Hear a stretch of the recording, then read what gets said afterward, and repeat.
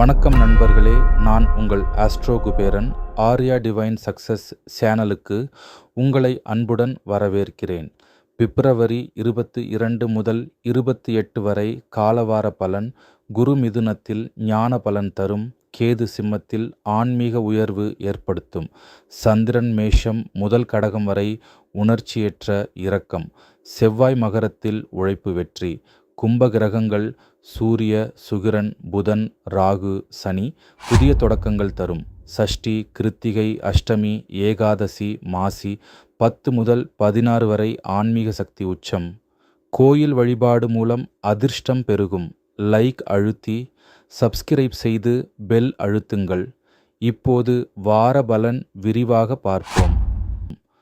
கடகராசி நண்பர்களே, பிப்ரவரி 22 முதல் 28 வரை ஏகாதசி வெள்ளிக்கிழமை உங்கள் குடும்பத்தை ஒருங்கிணைக்கும். சந்திரன் உங்கள் ராசியில் இருக்கும் உணர்ச்சி யோகம் வந்துவிட்டது, கேளுங்கள்.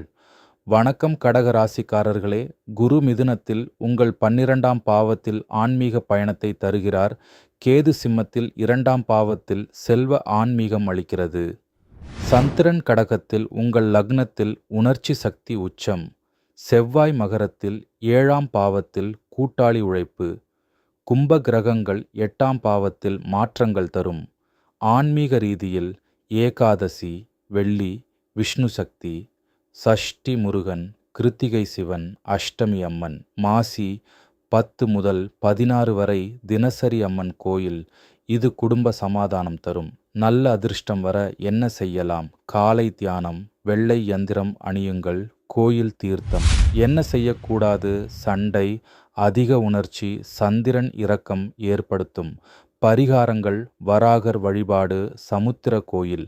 லக்கி நம்பர் 4, லக்கி கலர் வெள்ளை, லக்கி சைக்கோ சிம்பிள்ஸ் நீர் கடகம். இந்த ஆன்மீக வீடியோவை லைக் செய்து விடுங்கள்.